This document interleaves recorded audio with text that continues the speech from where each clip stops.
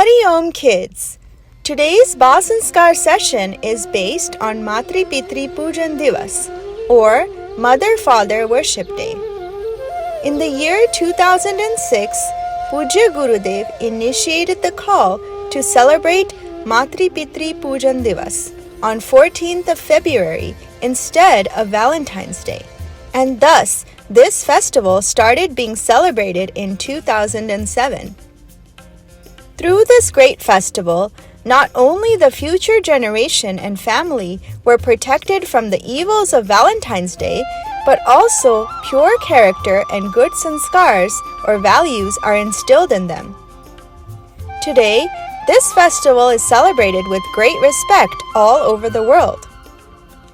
In today's story, we will know, due to the service done for parents in the previous birth, which great devotee was born. We will learn about the benefits of taking a bath before sunrise in the month of Magh, and how the fruits of the whole month of Magh can be achieved in just 3 days. So come, let us start today's Basanskar session by remembering Pujya Gurudev. Now all children will hum Omkar.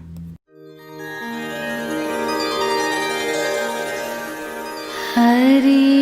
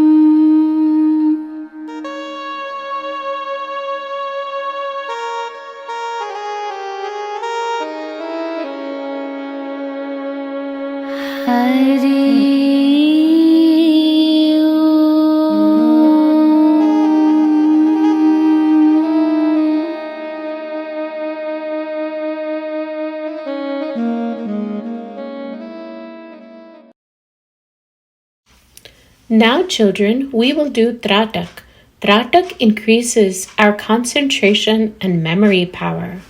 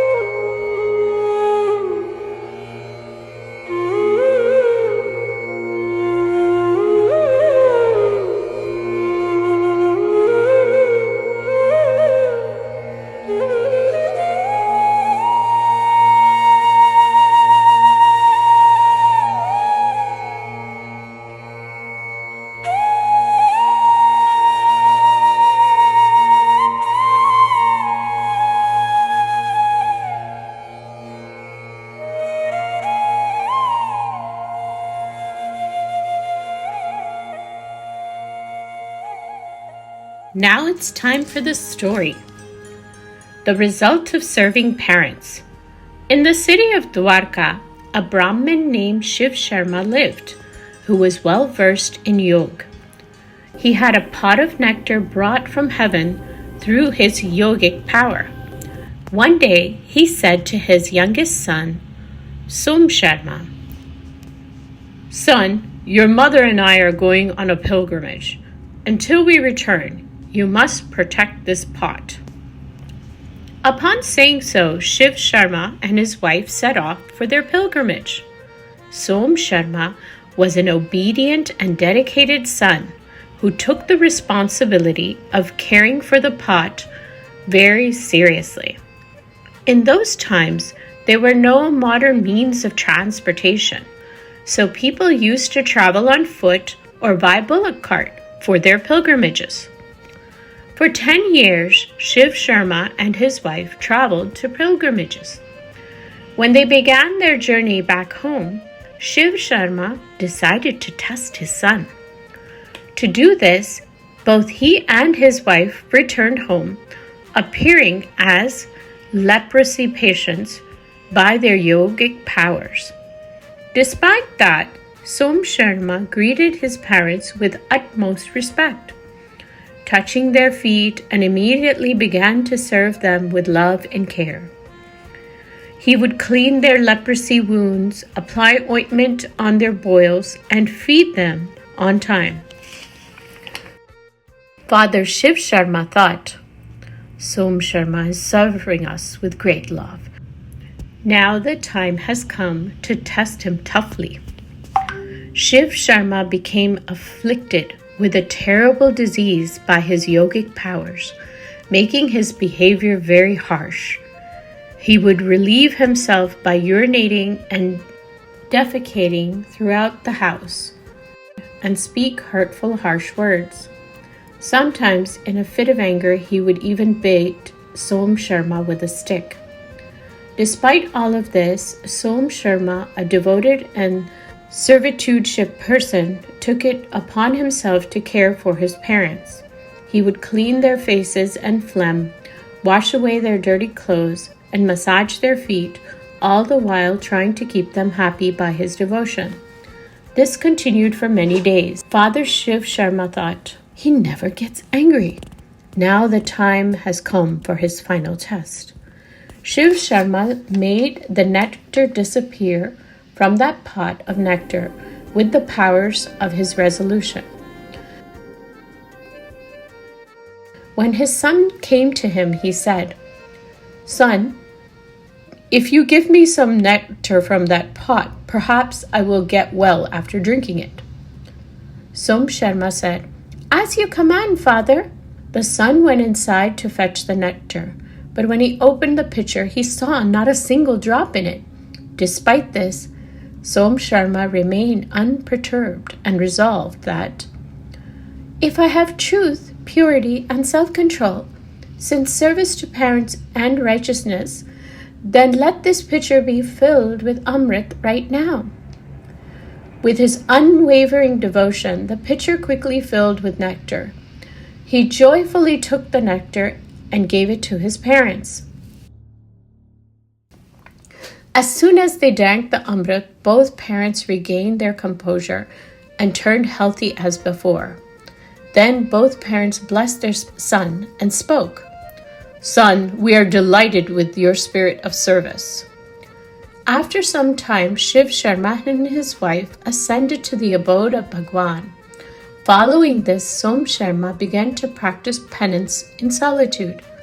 However, he could hear the voices of demons nearby, which disturbed his concentration.